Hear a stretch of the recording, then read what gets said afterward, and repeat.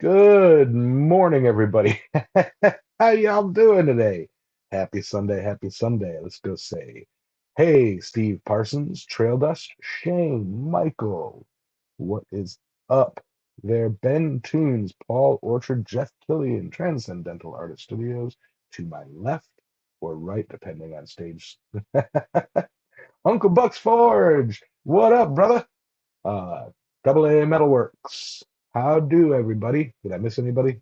Jack Pines, how you doing? Um, I'd like to do a quick reminder for those who um, were are going to be recipients of the uh, giveaways last week to email me your addresses. I believe I only have one so far. Um, the email is islandmetalforge@gmail.com, and you can go ahead and shoot me your address and whatnot. Can't ship them out if I don't have your address. And if I have had your address in the past, I don't have it now. What's up, Hubcat? Good morning, Dusters. Hey, Matthew, good job on the shortening of the channel name there. Woo! Boy, that sure would be that sure was a whole lot to type out when you're trying to do an at somebody, you know? There's a little tip if you're at the computer, you do at and then you would put like AI and it would like shorten it down and then you just click select. Yeah, but it doesn't do that on my phone, so. Oh, the phone, right. Okay. What's up, Bortagov? Rusty. Um, how do. Let's just kick right off with the How was your week segment. Not really a segment, just a good morning kind of thing. Yeah, you've already heard about this on numerous occasions this week, but this week was absolute hell. I mean, I only worked one day, but it was absolute hell. I Oh, edited and edited. I edited the podcast, and then I turned the podcast into upload video for the premiere for that thing next Wednesday. And then I edited shorts to promo it. And I mean, like by the time I got done, I probably listened to the entire Ed interview 7 times in its entirety. And it's just like by the last time, Yames is like, well, we're gonna have a 15-minute teaser. I'm like, no, no, I'm done. I am not doing this again. As like if you are welcome to get your feet wet in editing and handle it. It's like, I'm done. I mean, the first 5 times I laughed so hard my sides hurt, and the sixth and seventh time I'm just like, Shut up, Ed. it's like how many times do I have to listen to the same dang story? Yeah, it's a lot different sitting around a campfire because it's like, well, it's just different. What up, Kansas? Um, but yeah, so uh, That was a little bit about that real quick. While we got people popping in and anybody who listens in afterwards. Um, the what we're talking about is the interview with Eduardo Sol, the Forged in Fire runner up from season 8, episode 9, the Gaucho's Revenge. His name is Eduardo Sol. His specialties are short-handled swords and tamales.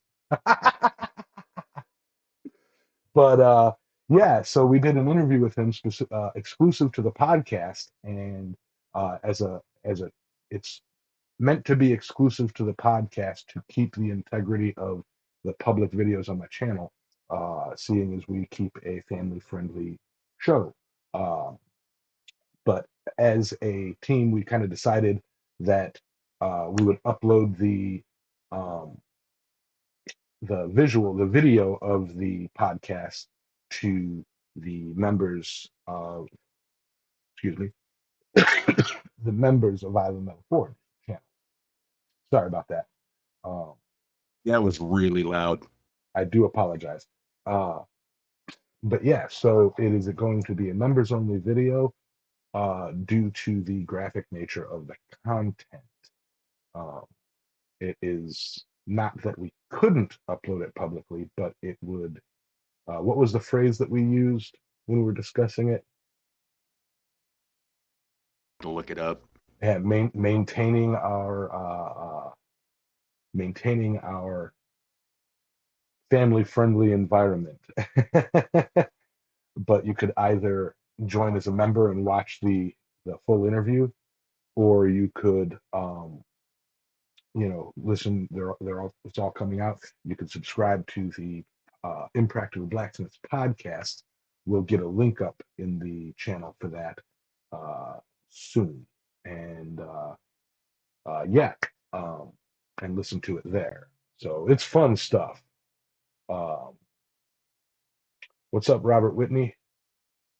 Uh, and John Burnell popped in. How do? So yeah, that's you know, Sully worked diligently all week. All I heard all week was, you know, editing this, editing. It's like, I would uh, imagine I probably spent between 15 and 17 hours just editing the various formats for this show, and that includes like the shorts and everything else, and then having problems, and did not even include the upload time. I mean, the upload on that video, or I don't know, whatever it was, 1080p, I don't know. The upload. if I may pause you for a second, you are digitizing a little bit, and we're catching about every half of words.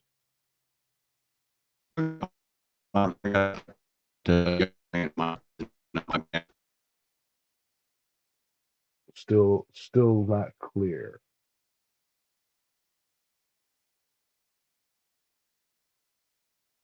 It's almost as if a download started.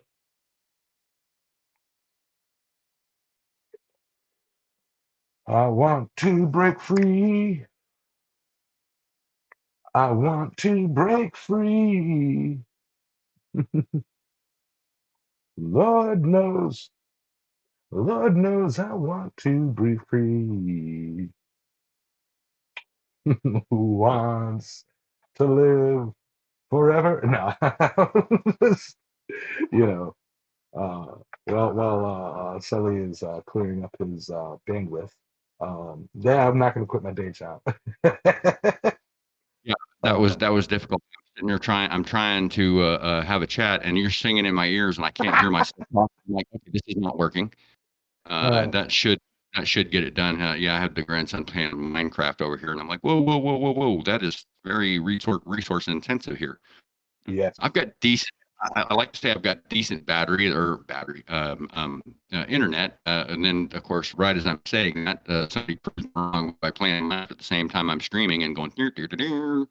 Um, However, yeah, I started uploading it. Oh, I want to say like 8:45 in the morning, something like that, yeah, and it didn't get done until 9 o'clock that night. It was just like, and I couldn't navigate off the YouTube content page.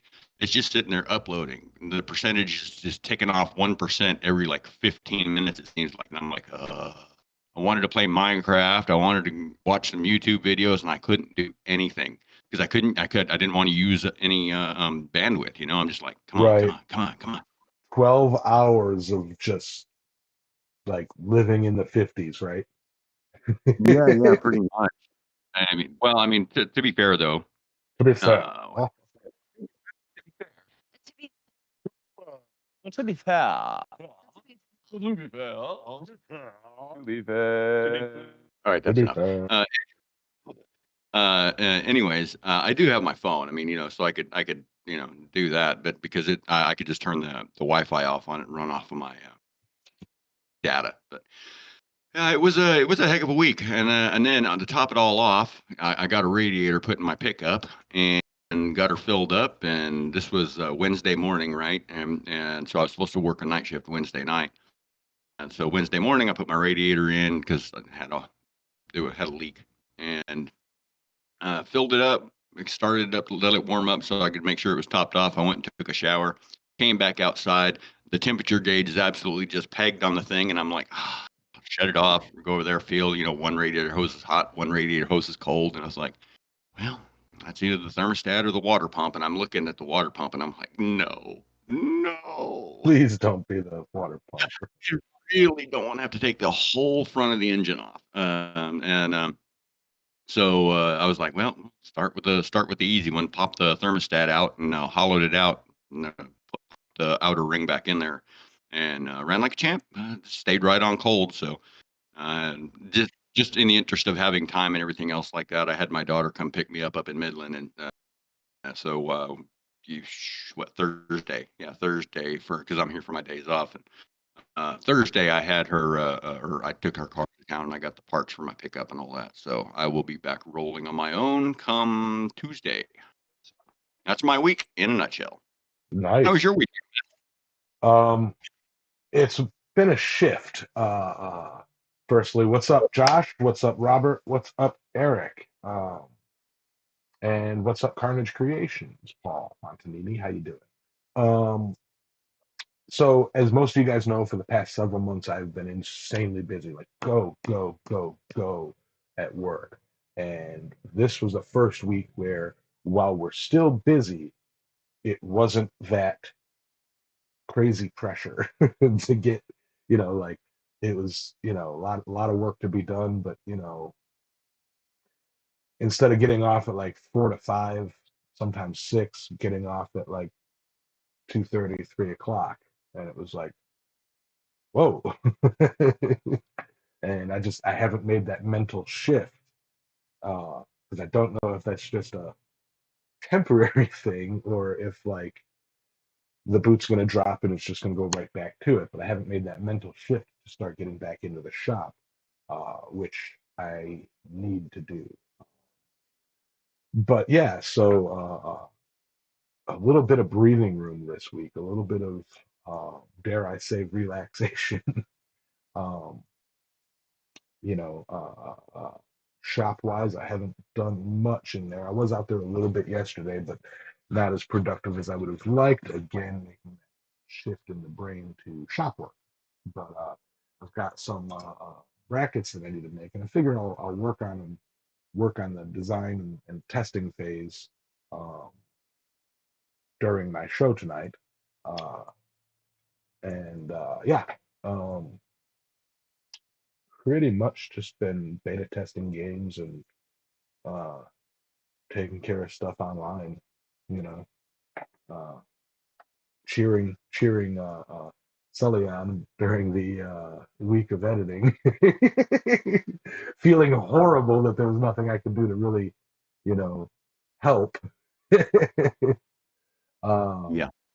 Slight update. I did talk to, if years ago, if you remember, Robert Robinette had made me a forge, but he's way down in Texas. I had a chat with him yesterday, and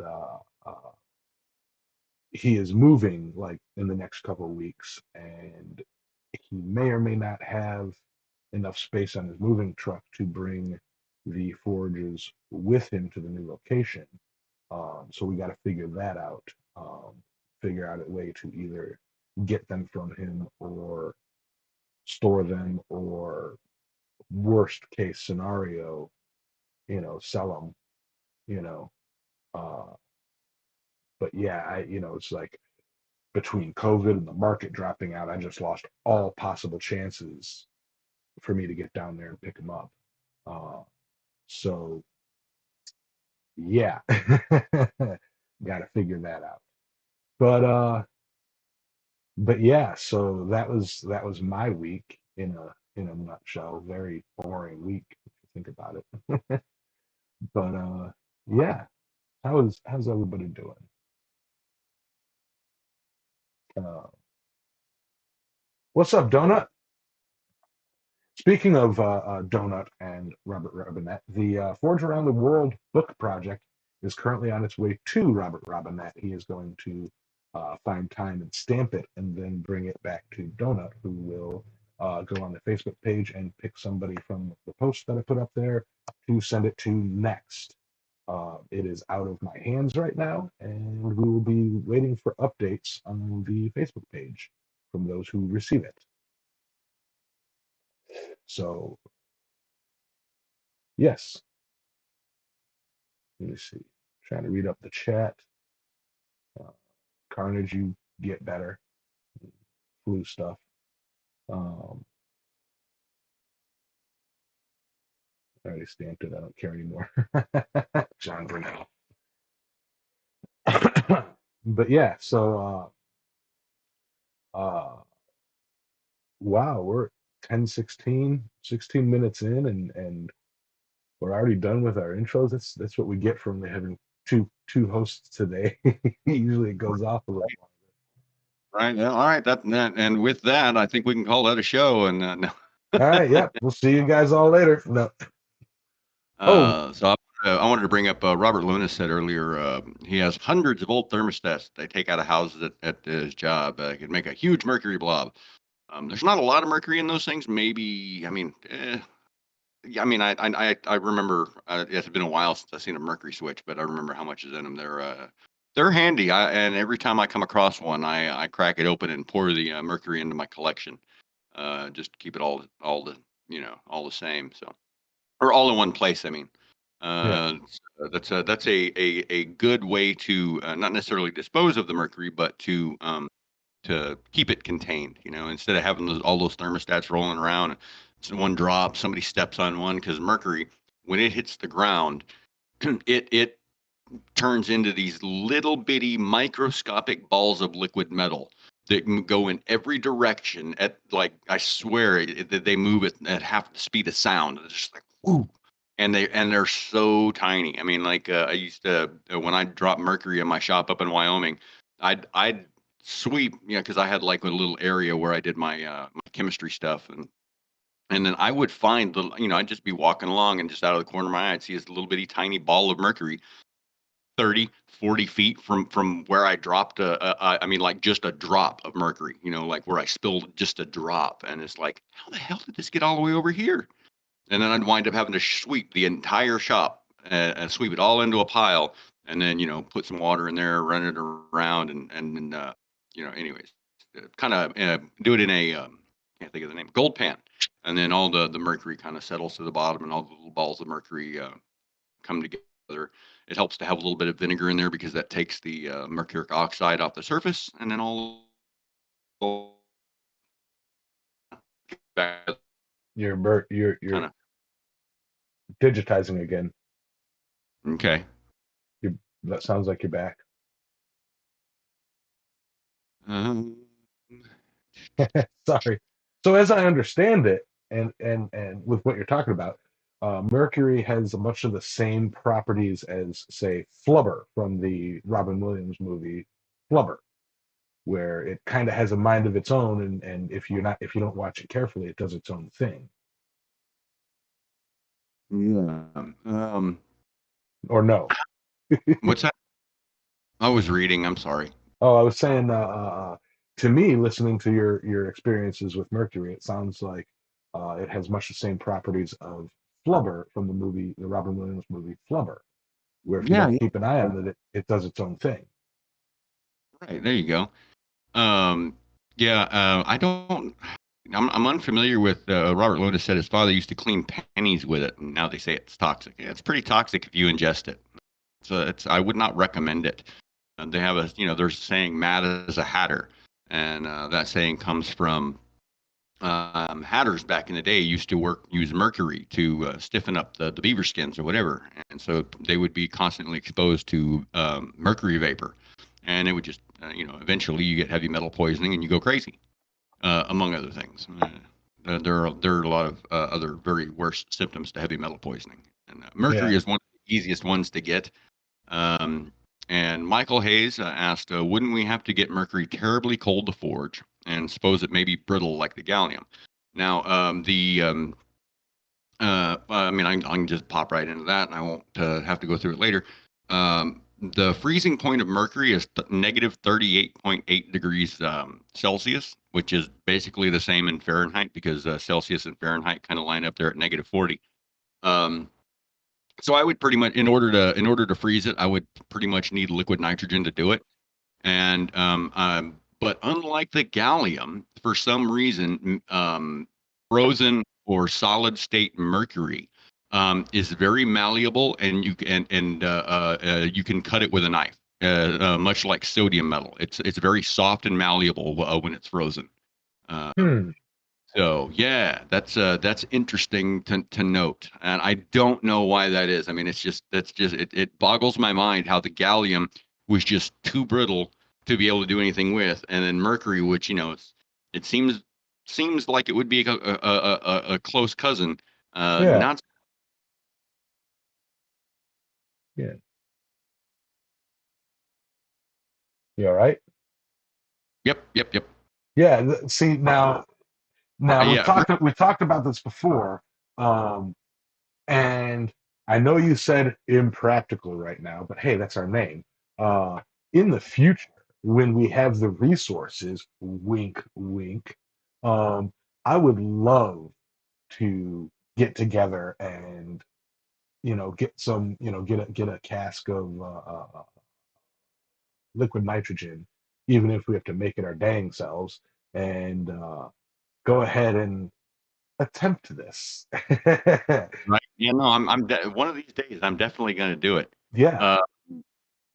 Uh, uh, Dang it, I saw one more thing that I wanted to touch on. Uh, Wasn't wasn't uh, Mercury used in the 1700s for some kind of remedy?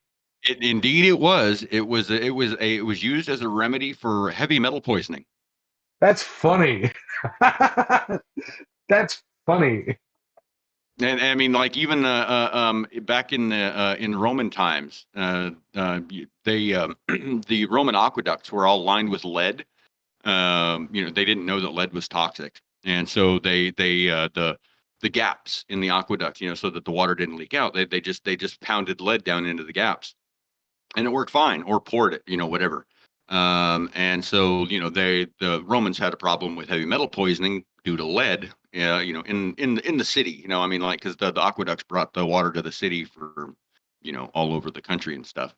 And by the same account, their cure for heavy metal poisoning was to drink quicksilver.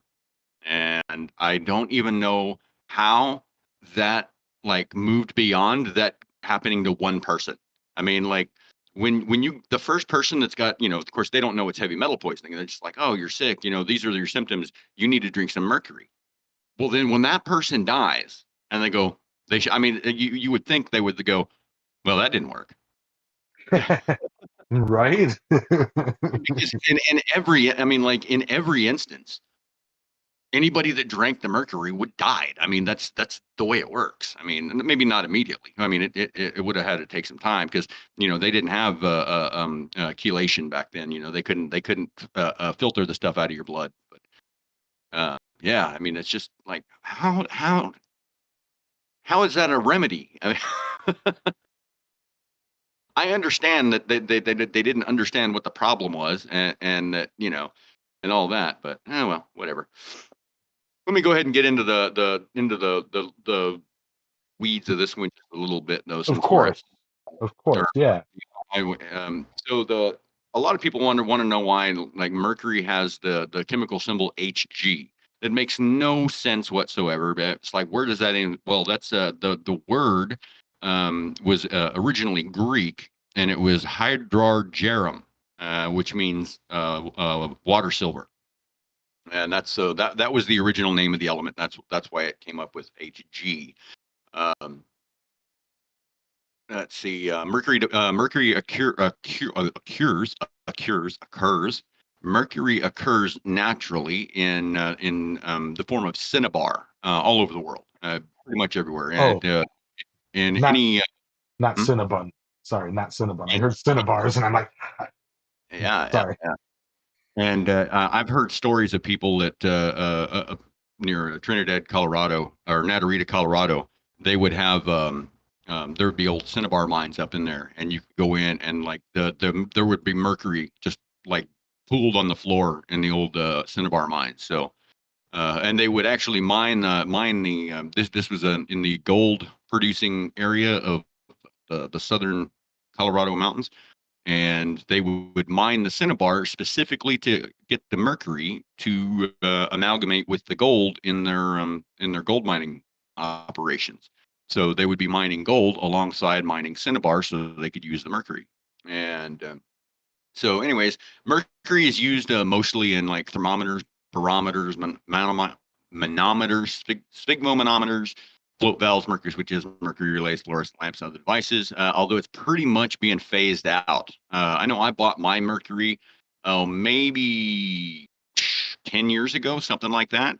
And it was very, very difficult to buy at that point because it's the sale of it was banned in the United States. I got it on eBay, and it came from China. So I bought 2 pounds, and I want to say at the time, I mean, like I'm in it for several $100s per pound, and I got some of that right here. This is the original ceramic jar. Let me switch over to I this can go. one. Let me go up to full screen for you. Hold on. Give me a shake. Transition. So you're on several watch lists. Yeah. So this is definitely on watch lists. But I'm very careful with what I do. And nothing illegal, mind you. So this is the original ceramic container that the Mercury came in. It had this. I got two of these, 1 pound each, and it's got just this rubber cap on it that I can't open while it's sitting on the deal. It just the outer ring just flips up, and then it's got like a plug. Okay. And then let me move my camera. That's going to be easier than me holding this stuff up. All right. Well, I still got to hold it up. So this is a 200 milliliter flask.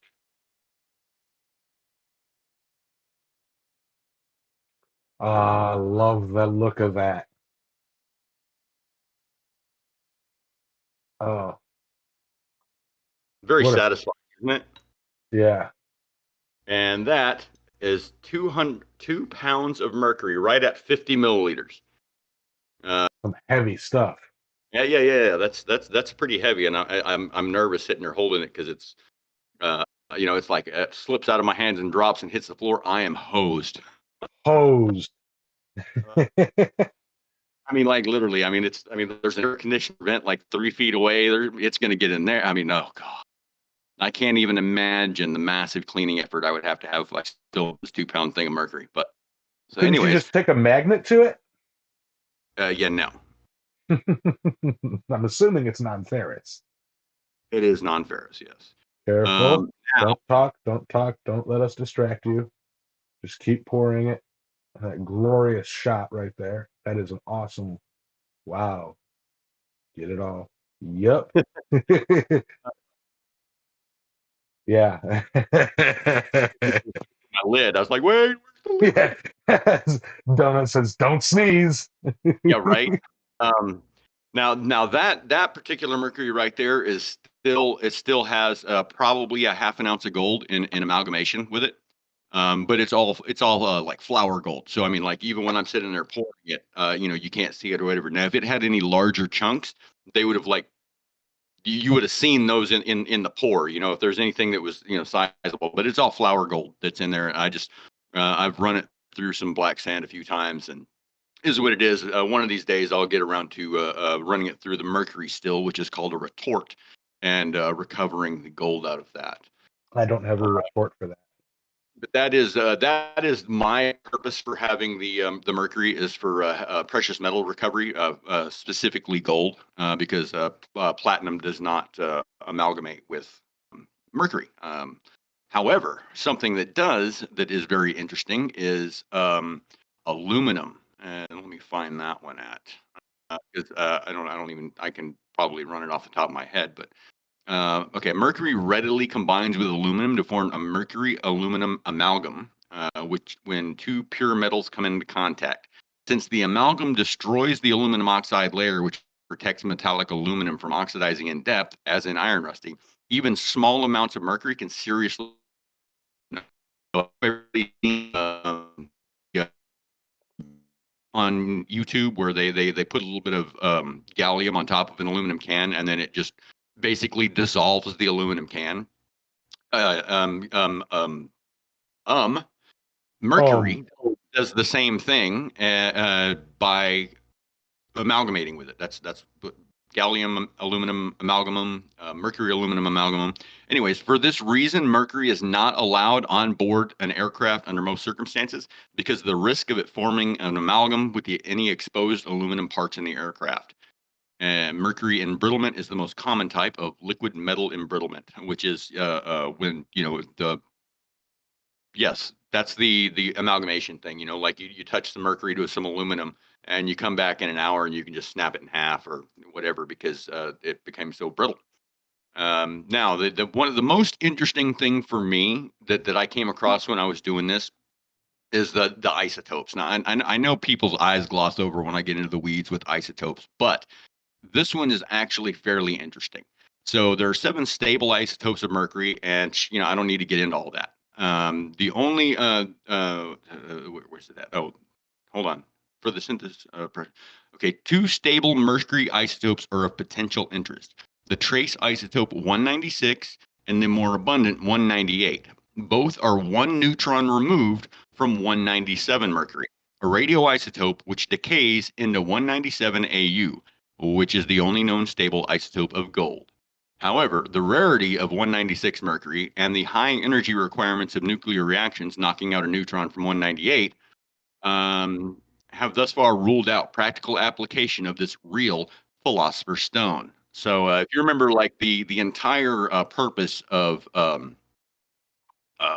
what is alchemy? The entire purpose of alchemy was to figure out how to turn to create gold. How to turn like basically lead into gold or something or anything like that.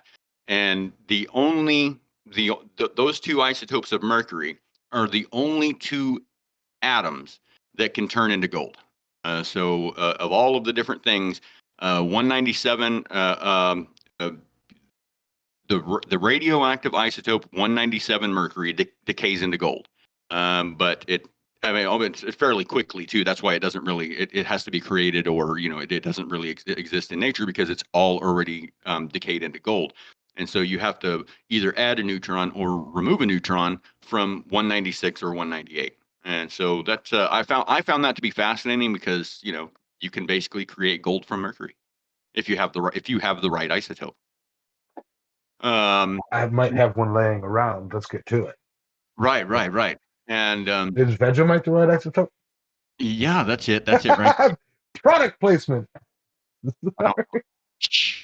Um, so mercury does not react with most acids, such as sulfuric acid, but concentrated sulfuric acid and nitric acid or aqua regia dissolve it to give sulfate, nitrate, and chloride. So, uh, um, I think it's nitric acid and mercury gives you mercury fulminate, which is a friction. Mercury fulminate is a friction um, explosive type item. That's what they use in primers, like shotgun shell primers and stuff like that.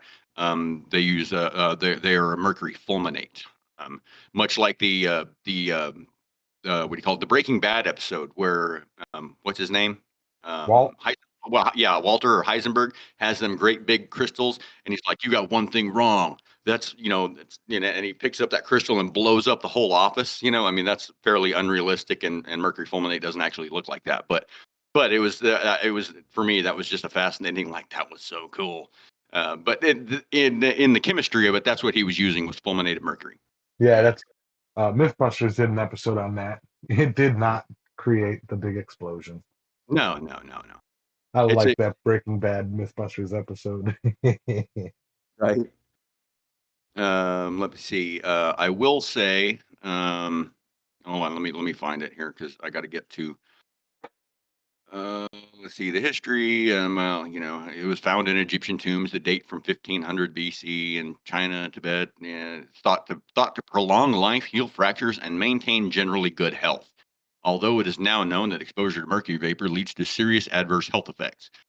The first emperor of unified China, allegedly buried in a tomb that contained rivers of flowing mercury on a model of the land he ruled, representative of the rivers of China, was reportedly killed by drinking a mercury and powdered jade mixture formulated by Quinn alchemist intended as an elixir of immortality.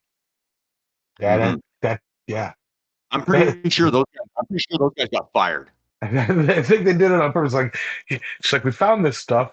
Maybe it'll make you immortal. Here, Well, drink it. but don't you have to die first to achieve immortality? I mean, I guess. I Uh, guess. I mean, prove that it didn't work. the second ruler of Egypt, known for his extravagance and prolificacy, reportedly built a basin filled with mercury on which he would lie on top of air-filled cushions and be rocked to sleep. That sounds like fun. In November of 2014, large quantities of mercury were discovered in a chamber 60 feet below the 1,800-year-old pyramid known as the Temple of the Feathered Serpent, the third largest pyramid of Teotihuacan in Mexico, along with jade statues, jaguar remains, a box filled with carved shells, and rubber balls. And Rubber. Aristotle recounts that Daedalus made a wooden statue of Venus move by pouring quicksilver in its interior. Um, And alchemists thought of mercury as the first matter from which all metals were formed. They believed that different metals could be produced by varying the quality and quantity of sulfur contained within the mercury. The purest of these was gold, and mercury was called for in attempts the transmutation of base or impure metals into gold, which was the goal of many alchemists. Kind of want to take up alchemy now. I know, right? Wouldn't that be cool? So that's pretty much everything on that. But I did want to get into um, Make me an army of homunculuses. Homunculi? mm, I don't need that. Don't need that. Niche uses. No. Um, sorry, I don't have my stuff together here. Good morning, Mr. Crawford. Good morning, Mr. Deranged and Mr. John Jude. Mercury and most of its compounds are extremely toxic and must be handled with care. In case of spills involving mercury, such as from certain thermometers or fluorescent light bulbs, yes, if you drop your CFL, that's mercury. Specific cleaning procedures are used to avoid exposure and contain the spill. Protocols call for physically merging smaller droplets on hard surfaces, combining them into a single larger pool for easier removal with an eyedropper, or for gently pushing the spill into a disposable container. Vacuum cleaners and brooms cause greater dispersal of the mercury and should not be used. Afterwards, fine sulfur, zinc, or some other powder that readily forms an amalgam alloy with mercury at ordinary temperatures is sprinkled over the area before itself being collected and properly disposed of. Cleaning porous surfaces and clothing is not effective at removing all traces of mercury and is therefore advised to discard these kinds of items should they be exposed to a mercury spill. Mercury can be absorbed through the skin and mucous membranes, and mercury vapors can be inhaled, so containers of mercury are securely sealed to avoid spills and evaporation. Heating of mercury or of compounds of mercury that may decompose when heated should be carried out with adequate ventilation in order to minimize exposure to mercury vapor. The most toxic forms of mercury are its organic compounds, such as dimethylmercury and methylmercury. Mercury can cause both chronic and acute poisoning. So that was. I just wanted to touch on the. I know. Oh my goodness, the safety and stuff. I mean, it goes and goes and goes and goes and goes. Oh, yeah. I cannot stress enough that if you have some mercury, you really need to be careful with it. Don't spill it. Don't get it on you. Don't, you know what I mean? Like, I mean, I'm perfectly cool pouring it in my hand and, messing around with it, other than the fact that it's super expensive and I don't want to lose any of it. It's kind of like, I don't know. It's kind of like if I had some gold dust and it's like, look, let me pour this out on the counter and show you how easily I can blow it across the table with my breath. Ooh, that was $5 I'll never get back. But no, I mean, mercury is very, very expensive and very, very toxic. So if you have it or whatever, please be careful with it. And I would not recommend sniffing it. Like, "Ooh, I wonder what mercury smells like. No, didn't get a good smell of that. Let me try again. No, that's probably not recommended. No, So no, let me use a um, straw. hold on. I got one more pour to do it let me satisfy the pouring of the metal one more time. All right, so yeah, what's up, Wayne? How you doing, buddy? All right, so let me get my camera up Fade, here. fade in. So this is what I actually keep the mercury in, which is it's a sealed, you know, flip top bottle glass, no no evaporation, whatever. It's got a Viton seal on it, whereas that is better quality than the rubber that this is. This will degrade over time. So I mean, like this is 10 years old, and if I just put this back in my chemistry box, my box of chemicals and glassware and stuff, and come back in 2 years, this rubber tip could have been completely rotted away, and the bottom of my tote will be all full of mercury. So I keep it in a glass container. I do keep this ceramic jar just because it's really neat, and I could never use the ceramic jar for anything else. But in the meantime,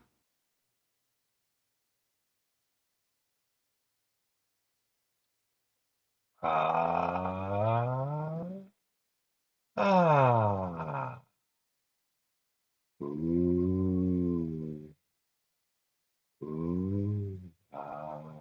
Better than fireworks to me. Now, do the fun thing. Seal it up and then shake it like a watch it jiggle, watch it bounce. My Mercury don't jiggle. It folds. I like to see it wiggle, wiggle. For show. you'll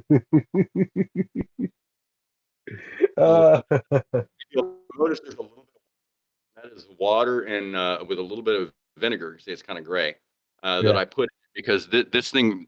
I'm all up off the mic here. This thing hasn't been open in probably a decade, and it was all just dark gray and had lots of oxides on top. So last night I got it out and was cleaning it with some vinegar, so it would be all nice and shiny and pretty for the show. And so there's still just a little bit of liquid in there, which I'm probably going to have to deal with it in a little while. Which case I'll just take I've got a couple syringes that don't have a needle or anything on them, and I'll just get in there and suck all the water out as best I can. And then drop in a paper towel on top of the mercury. Just kind of like roll up a paper towel and stick it down there, and it'll suck up the water, not the mercury, and then I'll be good. And and then it'll go back in my storage for another 10 years or what have you. So Now, that's what I've got for mercury. Got any I questions there? I absolutely do. And so Wayne Heights brought up something that I was going to kind of move into. Uh, uh, can you take like iron powder, a fine iron dust, and mix it with the mercury? And if so, if it does suspend colloidally in it, would you be able to make it like a magnetic uh, liquid? No. Dang. Now, the fine iron or steel or whatever powder will just float on top of the mercury, much like the Cody's lab video where he got flasks and flasks and flasks of mercury and then floated an anvil on top of it. Yeah. All right. So mercury or iron does not mix well with mercury. Does not mix at all with mercury. Hmm. Nope. You could drop a steel ball bearing into a jar of mercury, and I mean I wouldn't recommend dropping it, but you could place it on there and then just like kind of push it down, and it'll just pop right back up to the surface, and the mercury won't stick to it at all. Okay. Now, out of curiosity, to go into briefly into that, why is that? Why does you know heavy objects float on mercury? Well, it's not that heavy objects float. I mean, it's a Is, matter of density. So, what was it? Mercury is 80, and it's element number 80, and they are of course ordered on the periodic table in order of density mostly.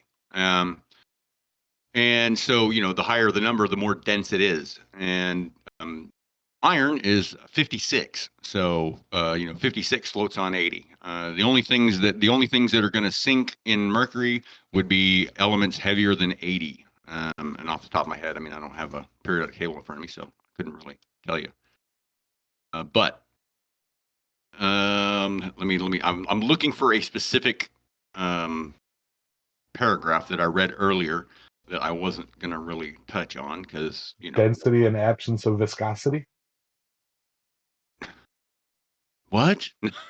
I'm reading the chat. Oh, yeah. They're telling me I Mercury can't build dissolves, my. Oh, go ahead.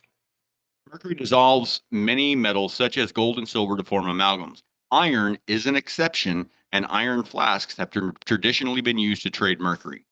Several other first-row transition metals, with the exception of manganese, copper, and zinc, are also resistant in forming amalgams.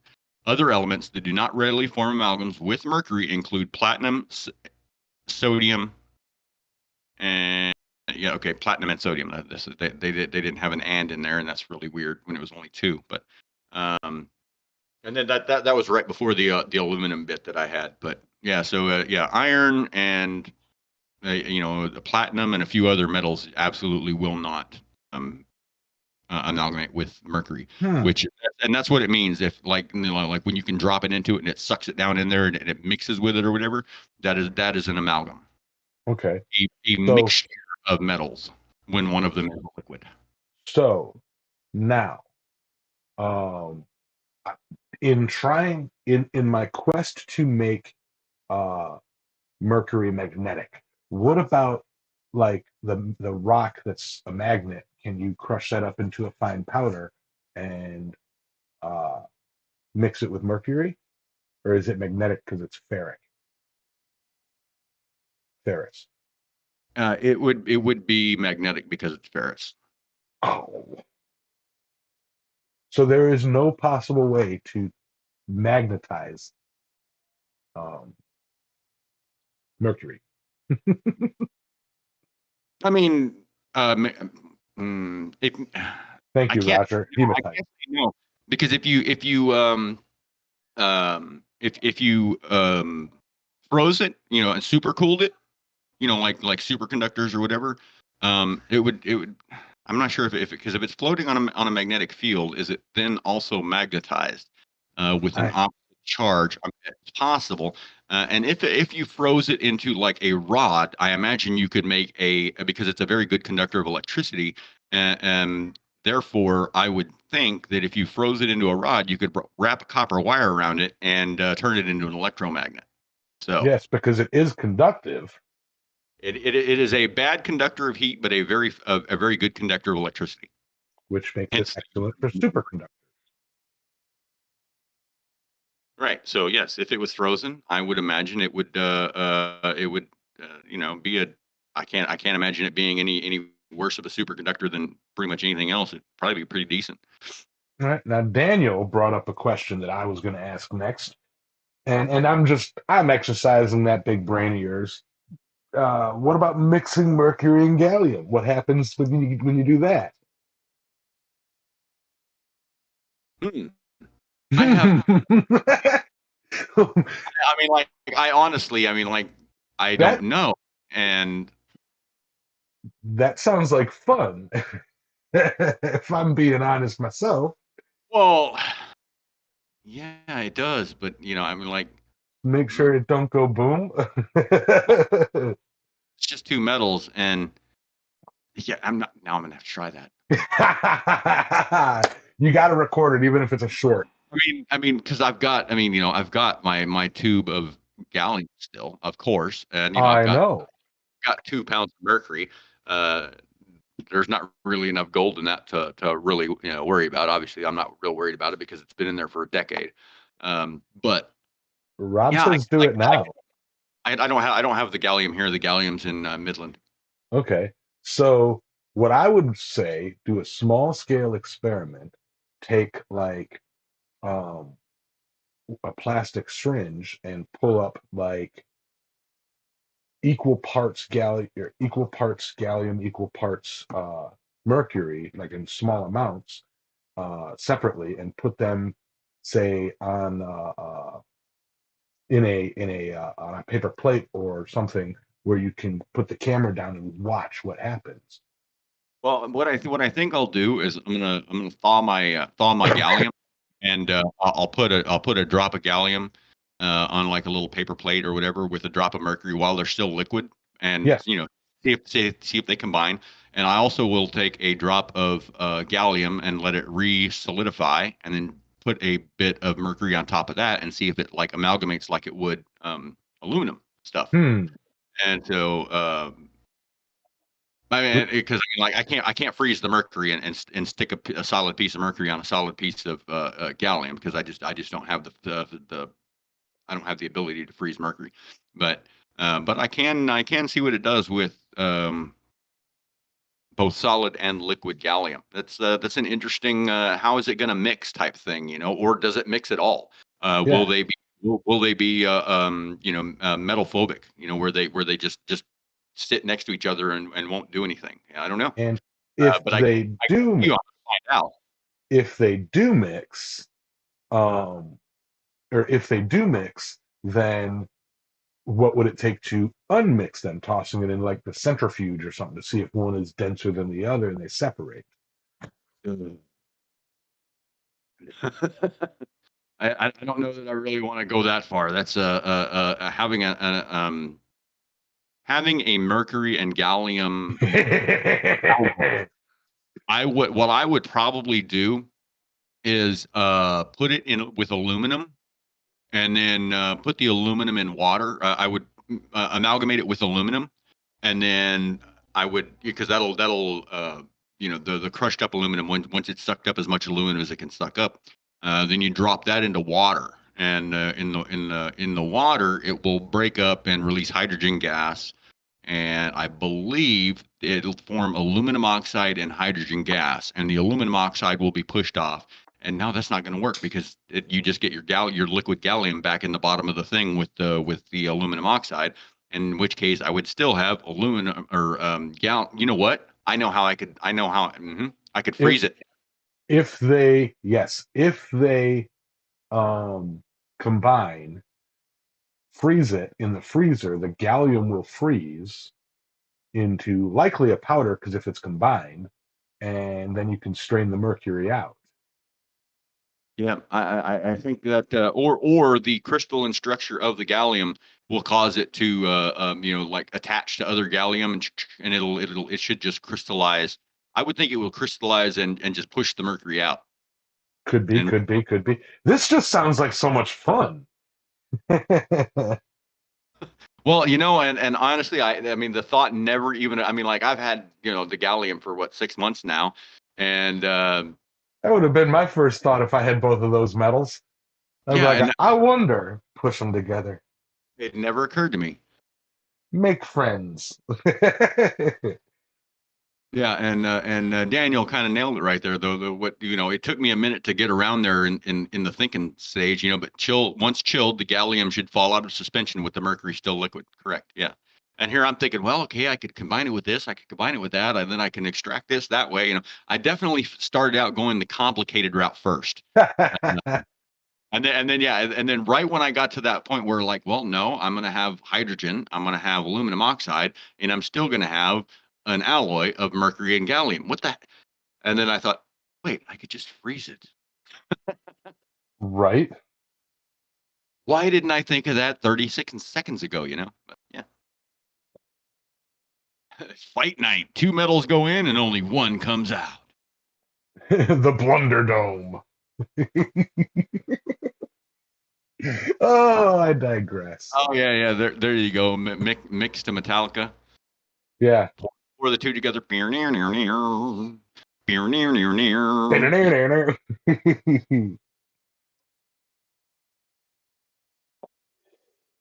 Oh, I love it. This was such a fun episode. Um, It's like Mr. Wizard Showtime, Professor Proton even. Professor Proton. Oh man. Um, so yeah. So does anybody else in the chat have any other questions about Mercury? No Ben Toombs. That was not a banjo. That was my vocal rendition of an electric guitar doing the intro to One. So Yeah, don't get excited, Ben. We know you're not one to paddle faster. he's like,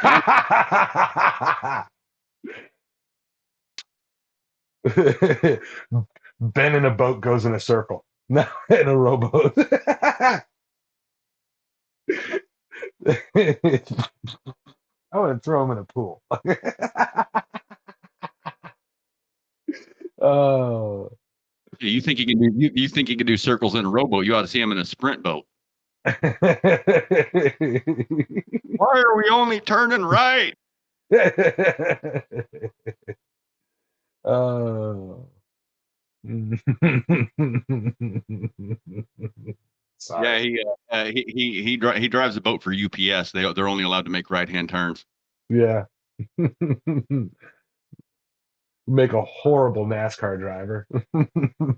Here's a bad one. It's like, don't turn right, Dale. Don't turn right. What? Turn right? Hey, good morning there, Roy. Oh Good to see no. you. And hey, I just wanted to add in before Yama starts the obligatory boot licking. Um, that video last night was brilliant. I really loved that. I really enjoyed every bit of it. Thanks for doing that. How is that not bootlicking? I was gonna say, way to go, X-rated on your channel, Roy. Bringing the funk. You should have put, like that, like 70s sound. That, you know, give the railroad track a little mustache, a little pencil thin mustache, and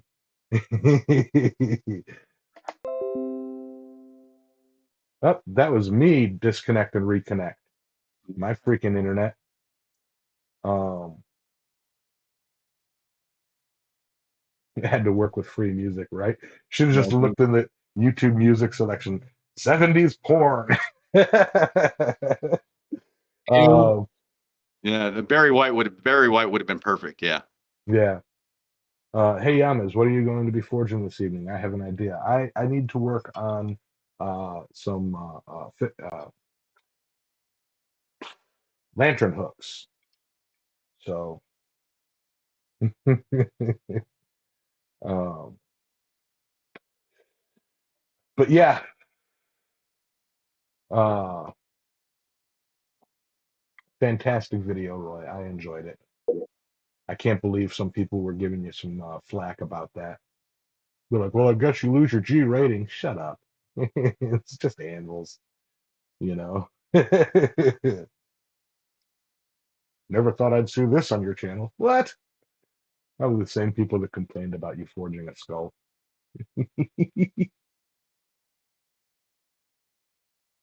Getting better slowly. Well, you need to quicken your. Nah, I got nothing. But with all of that, I believe we have reached a natural stopping and pausing point in the show. Um, so we'll do final thoughts. Uh, All right. Well, I'll go ahead and get mine out of the way, and since we don't have Adam here to relate to us the sweet and sultry sounds of Australia, um, yeah, if you're gonna mess with Mercury, please be safe. Wear your proper PPE. Um, and I mean, I wouldn't recommend playing with it. I mean, if you need to use it for something, use it for what you need it for. Otherwise, it's best just kind of avoid it. If you don't need it, uh, you know, just let it be. I have Mercury and I have it for a purpose, and it doesn't get. Obviously, it's got a new purpose as of today, and that's going to be fun next week. So I am going to not take my own advice, and I am going to play with some of this and see how it, mixes. Uh, Roy able to attend this live stream for a minute and a half. Yeah, it's like pop in, pop out. No worries. Yeah. Anyways, if you're dealing with Mercury, please do so safely and don't believe the rumors that it's a cure for heavy metal poisoning. It's not an elixir for long life and immortality.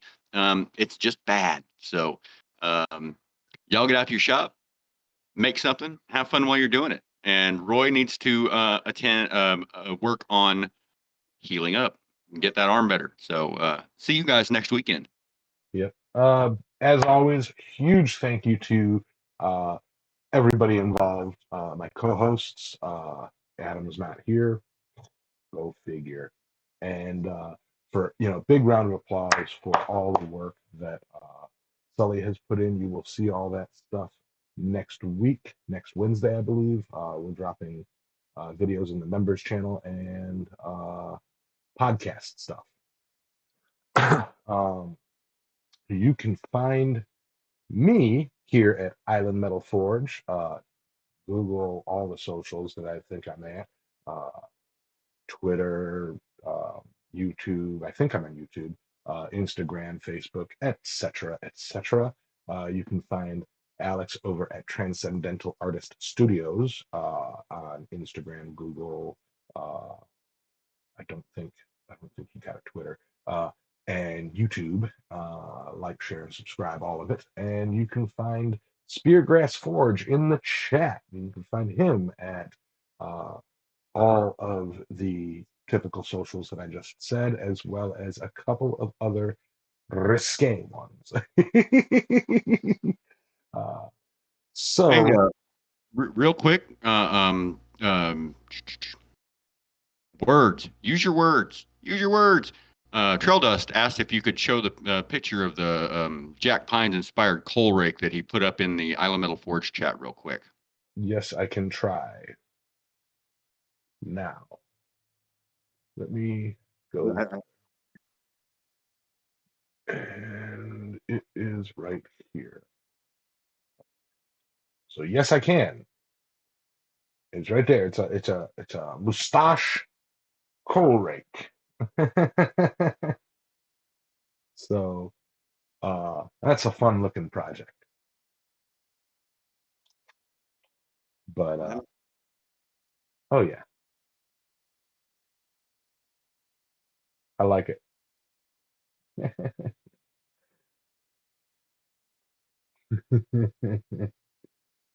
All righty. So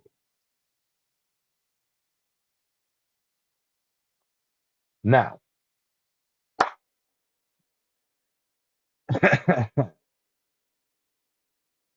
an Atlantic City souvenir. So yeah, thank you to all of you who join in with us every week, and I look forward to uh, tonight. I'm going to be setting up the shop. Rain or shine, I have to get out there. We're having a storm today, so I have to run the cords and get everything set up.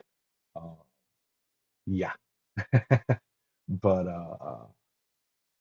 big thank you to the channel subscribers. We have our channel members and the subscribers. We have those videos we talked about this morning with the interview with Eduardo Sol going to be popping up next Wednesday, or this upcoming Wednesday, or next Wednesday. Wednesday, the 26th at, I believe, 7 a.m. Central is when the premiere is, and that is a members only thing. So otherwise, you can check it out at the podcast. The last week's episode drops at 6 a.m. and the Eduardo Sol special interview will drop at 6:30 a.m. Then the premiere is at 7, and then like 7:30, 8 o'clock is when the promos will hit. So it'll drop in that order on Wednesday the 26th. Okay, now I have to ask, because a premiere is where you watch a video together with the viewers. I will be at work when that drops. Will you be attending the premiere? Yeah, I mean, it is not necessary, but it is optional. And if, assuming that I am not driving at the time, I will be attending it. Okay, cool. So with that, I will see you all later. Thank you all for joining. Be safe, and don't play with Mercury unless you absolutely have to. Disclaimer.